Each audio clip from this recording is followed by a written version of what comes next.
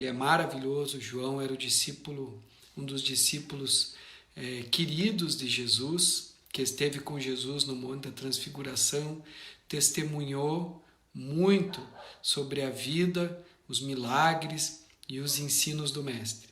Então hoje nós vamos estar meditando num dos textos, para mim, mais preciosos das Escrituras. Essa é uma das passagens bíblicas que nós mais usamos quando temos que fazer um culto fúnebre, uma despedida. E então é um texto que traz um grande conforto, onde Jesus traz segurança para nós, onde Jesus traz um encorajamento para nós. Nós podemos, como já falamos no culto que tivemos hoje de manhã, nós podemos entregar confiantemente as nossas vidas nas mãos do Senhor. E isso é maravilhoso. Então quero começar agora aqui a nossa leitura, juntamente com os irmãos. João capítulo 14, versículo 1. Eu vou lendo aos poucos e fazendo alguns comentários para nós irmos já meditando na palavra do Senhor. João capítulo 14, versículo 1. Jesus garante aos discípulos que ele voltará. Diz assim o texto bíblico: Não se turbe o coração de vocês. Creiam em Deus, creiam também em mim. Na casa de meu pai há muitos aposentos. Se não fosse assim, eu lhes teria dito: Vou preparar-lhes lugar. E se eu for e lhes preparar lugar, voltarei e os levarei para mim mesmo, para que vocês estejam onde eu estiver. Vocês conhecem o caminho para onde eu vou. Disse-lhe Tomé: Senhor, não sabemos para onde vais. Como podemos conhecer o caminho? Então aqui Jesus está preparando o coração dos seus discípulos, porque eles iriam enfrentar um momento difícil, o momento da sua morte, crucificação, e eles seriam separados do Senhor. Então ele está já anunciando estas coisas e dando aos seus discípulos um encorajamento, dando a eles uma segurança, dizendo para eles: não se turbe o vosso coração, crede em Deus, crede também em mim. Na casa de meu pai há muitas moradas, há muitos aposentos. Então nós vemos que o Senhor Jesus também está revelando aqui o seu propósito, porque Deus, ele se revelou como Pai, e o propósito eterno de Deus é ter uma família de muitos filhos semelhantes a Jesus para a sua glória. E nós vemos aqui que ele está reunindo esses filhos através do caminho, que é Cristo, que é Jesus. Então, esse caminho conduz para uma casa, que é essa casa que nós estamos lendo aqui. Na casa, diz uma casa, na casa de meu pai há muitas moradas, há muitos aposentos, muitos quartos, e eu vou preparar um lugar para vocês. Então esse é o propósito eterno de Deus, o Pai. Muitos filhos, uma família. Isso não é religião, mas isso é algo maravilhoso e é o propósito pelo qual nós fomos criados, que Deus está restaurando através de Jesus Cristo. E o texto continua quando Jesus diz: o caminho para onde eu vou vocês já conhecem. E Tomé diz a Jesus: Senhor, não sabemos para onde vais, como podemos então saber o caminho? E no versículo 6, Jesus responde dizendo: Eu sou o caminho, a verdade e a vida. Ninguém vem ao Pai a não ser por mim. Se vocês realmente me conhecessem, conhecerias também a meu Pai. Já agora vocês o conhecem e o têm visto. Então essa declaração de Jesus é maravilhosa, porque com Jesus Deus simplificou tudo. Deus se revela através de Jesus. Ele mostra para nós um caminho. Ele diz: o caminho vocês já conhecem, porque Jesus tinha convivido com eles, tinha estado com eles, tinha lhes ensinado, não só através dos seus ensinos, mas principalmente através da sua própria vida, da convivência. E foi assim que eles fizeram a narrativa dos evangelhos, porque os evangelhos são narrativas históricas das vivências que estes homens tiveram com Jesus, do seu aprendizado com Jesus. E então, Jesus está mostrando aqui: o caminho é esse. Eu sou o caminho. Se vocês viverem como eu vivi, se vocês reagirem às circunstâncias como eu reagi, se vocês amarem como eu amei, se vocês seguirem o meu exemplo, vocês irão para a casa do Pai. Então, caminho nesse sentido traz para nós um direcionamento para as nossas vidas, um ensinamento para as nossas vidas, um propósito para as nossas vidas, uma orientação e também uma realização. Porque o Senhor, Ele não só nos dá uma realização nesta vida através do caminho que é Cristo, como também, quando nós morrermos, nós chegaremos nos portões do paraíso e estaremos com Deus na casa do Pai. E isso é maravilhoso. Então, Jesus aqui também, isso acontece, quem está acompanhando o estudo do Evangelho de João, está percebendo que nesse Evangelho, Jesus é revelado como a imagem de Deus, como a revelação de Deus aos homens, o próprio Deus, o Verbo que se fez carne e habitou entre nós. Então, ele está dizendo isso, ele está confirmando isso. Eu sou a luz do mundo. Eu sou o caráter de Deus encarnado. Quem vê a mim, vê o Pai. Quem olha para mim está vendo, aprendendo e tendo comunhão com o Pai. Então, para que nós possamos ter comunhão com Deus, com o Criador, basta nós olharmos para Jesus e compreendermos como que é o seu caráter, para que possamos nos arrepender dos nossos pecados e nos conformarmos a Ele, buscarmos a sua vontade, buscarmos também nos assemelharmos a Ele, porque Jesus é a imagem do Deus vivo. Ele é caminho, direção, foco, realização para as nossas vidas. Quando nós refletimos sobre estas coisas, o que mais nós poderíamos desejar? Então diz Filipe: Senhor, mostra-nos o Pai, isto nos basta. Jesus respondeu: você não me conhece, Filipe? Mesmo depois de eu ter estado com vocês durante tanto tempo? Por isso que ele diz: o caminho, para onde eu vou, vocês já conhecem, porque ele esteve com eles e ele é o próprio caminho. Quem me vê, vê o Pai. Como você pode dizer: mostra-nos o Pai? Você não crê que eu estou no Pai e que o Pai está em mim? As palavras que eu lhes digo não são apenas minhas, ao contrário. O Pai que vive em mim está realizando a sua obra. Creiam em mim quando digo que estou no Pai e que o Pai está em mim, ou pelo menos creiam por causa das mesmas obras. Então isso é tão maravilhoso e tão simples ao mesmo tempo, que nós podemos ter comunhão com o Deus Criador dos céus e da terra, entrar em harmonia com o Senhor, em comunhão com Ele, fazermos as pazes com Ele, olhando para Jesus, porque Jesus é a imagem dele, Jesus revela Deus aos homens, Jesus é o Emanuel, o Deus conosco. Então isso fica muito claro, e dessa maneira, com a sua vida, ele formou essa metáfora, do caminho. Ele formou um caminho para nós, um caminho seguro que vai certamente alcançar o destino, que é a salvação, a vida eterna, a casa do Pai, essa família que Deus quer ajuntar através do seu Filho Jesus Cristo. E em João, continua o texto bíblico no versículo 12, dizendo assim: digo-lhes a verdade, aquele que crê em mim também fará as obras que eu tenho realizado. Olha só que interessante. Aquele que crê em mim também fará as obras que eu tenho realizado. Por quê? Porque nós cremos, então nós queremos viver dessa maneira, porque essa maneira agrada ao Pai.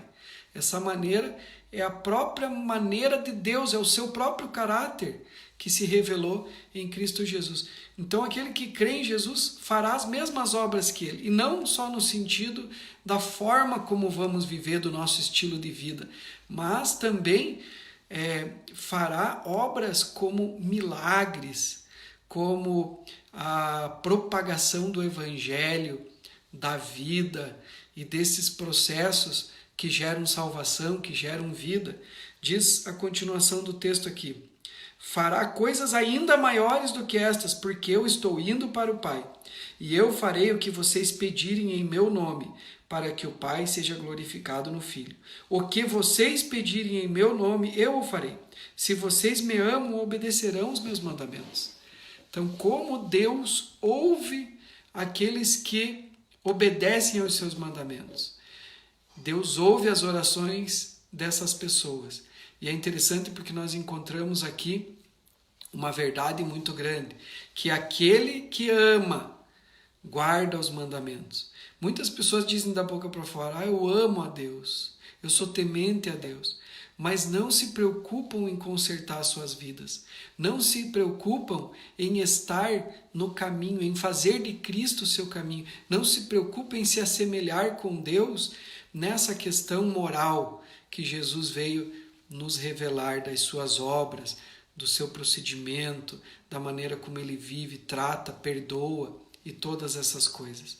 Mas aquele que ama, guarda os seus mandamentos. Então, se você quiser saber se você ama a Deus, é só você fazer esse questionamento para si mesmo. Será que eu tenho me esforçado, me aplicado para seguir o caminho, para guardar os mandamentos de Deus? E no versículo 16 continua o texto dizendo: e eu pedirei ao Pai, e ele lhe dará outro conselheiro para estar com vocês para sempre. É interessante, porque quando nós aceitamos Jesus como Senhor e passamos a obedecer aos seus mandamentos, porque o amor brotou no nosso coração, nós o amamos e demonstramos isso através da nossa obediência, o Senhor nos dá o Espírito Santo, que é o novo nascimento espiritual. Ele nos enche do Espírito Santo e isso traz paz, traz uma alegria nova e diferente, traz a companhia e a presença do Senhor que vai testificando paz, segurança, tranquilidade, mesmo em dias difíceis, em tempos escuros. E ele diz aqui: o Espírito da verdade, o mundo não pode recebê-lo porque não o vê nem o conhece, mas vocês o conhecem, pois ele vive com vocês e estará com vocês. Essa é uma promessa para todos nós. Você, se aceitar Jesus como Senhor, se entregar o controle da sua vida ao Senhor Jesus e aceitar que Ele lidere a sua vida, que Ele seja o teu Senhor, obedecendo aos seus mandamentos, você receberá o Espírito Santo e isso é maravilhoso. E aqui diz que o mundo não conhece o Espírito Santo porque não o tem, mas vocês o conhecem. Não os deixarei órfãos, voltarei para vocês.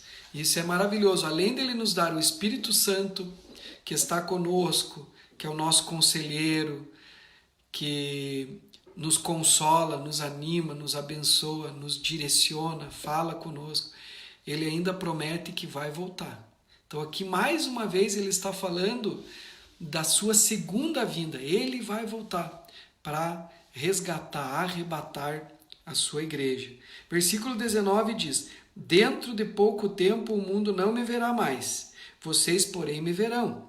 Nós continuamos vendo a Jesus e tendo contato dele através do Espírito Santo, do Espírito de Cristo que habita em nós.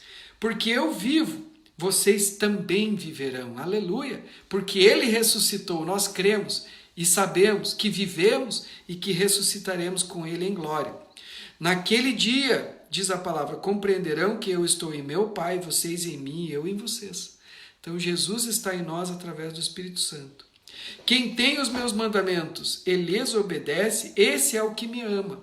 Mais uma vez ele reafirma essa verdade importantíssima. Quem tem os meus mandamentos e lhes obedece, esse é o que me ama. Aquele que me ama será amado por meu Pai, eu também o amarei e me revelarei a ele.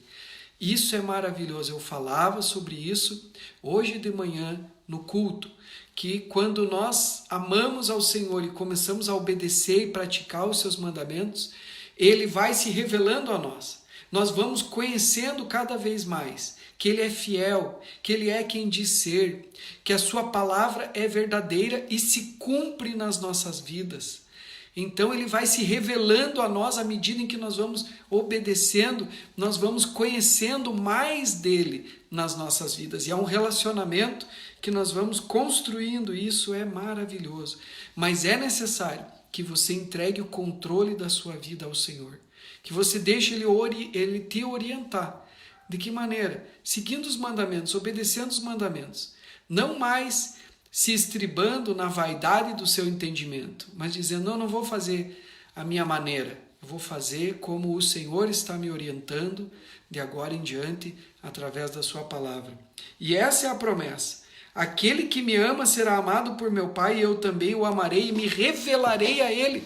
Deus vai se revelando nas nossas vidas, com pequenos milagres, com experiências extraordinárias, com livramento, com coisas que Ele nos orienta e nós praticamos, e a nossa vida começa a dar certo, começa a ser abençoada, sempre que nós praticamos a sua palavra e a sua orientação.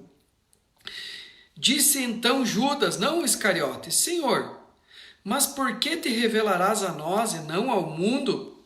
Respondeu Jesus, se alguém me ama, obedecerá a minha palavra. Isso é muito interessante. Por que Deus não se revela ao mundo? Por que Deus não se revela a todo mundo, a todas as pessoas? Por que no mundo existem inclusive pessoas que não acreditam na existência de Deus, que são os ateus? Deus poderia se revelar ao mundo e não somente a nós. Mas por que disso? É como se Jesus estivesse dizendo, Judas, eu não vou me revelar ao mundo porque o mundo não me ama e não quer saber da minha palavra. Mas a todos aqueles que ouvirem a minha palavra, crerem e que me amarem, que entregarem o controle das suas vidas nas minhas mãos, se submetendo aos meus mandamentos, eu me revelarei a eles. É a eles que eu vou revelar o meu poder, o meu braço, o meu espírito. Aleluia! Que bênção! Diz aqui, respondeu Jesus, se alguém me ama, obedecerá a minha palavra. Meu Pai o amará, nós viremos e nele faremos morada. Essa promessa é maravilhosa. Quando nós aceitamos a Jesus como nosso Senhor, você pode ter essa experiência de o Espírito Santo vir habitar em você e transformar a tua vida, limpando as tuas emoções, limpando os teus sentimentos, ministrando paz e ministrando uma alegria que talvez você ainda não conheça. Diz aqui a continuação do texto, aquele que não me ama não obedece às minhas palavras. Estas palavras que vocês estão ouvindo não são minhas, são de meu Pai que me enviou. Tudo isso lhes tenho dito enquanto ainda estou com vocês. Mas o Conselheiro, o Espírito Santo, que o Pai enviará em meu nome, lhes ensinará todas as coisas e lhes fará lembrar de tudo o que eu lhes tenho dito.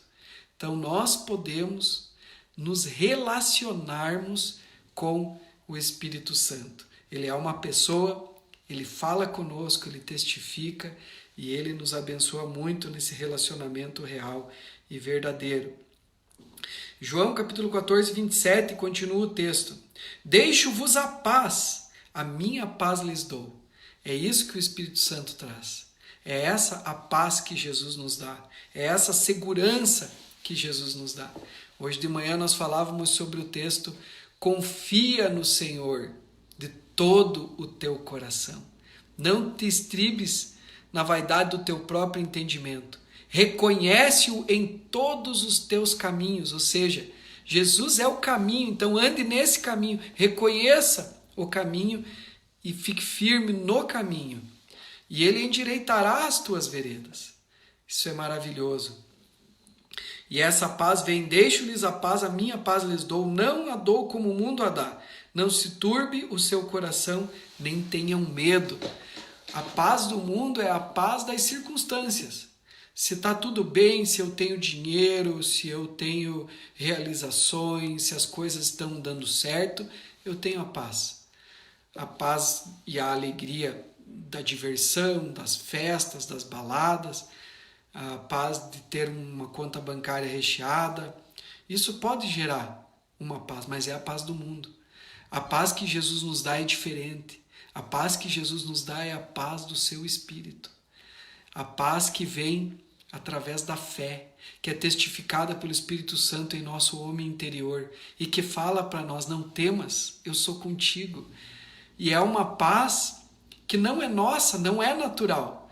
É uma paz que muitas vezes excede o entendimento daqueles que a possuem, porque Deus está habitando neles e está testificando essa paz que não é nossa, mas que é a paz do Senhor, a paz do nosso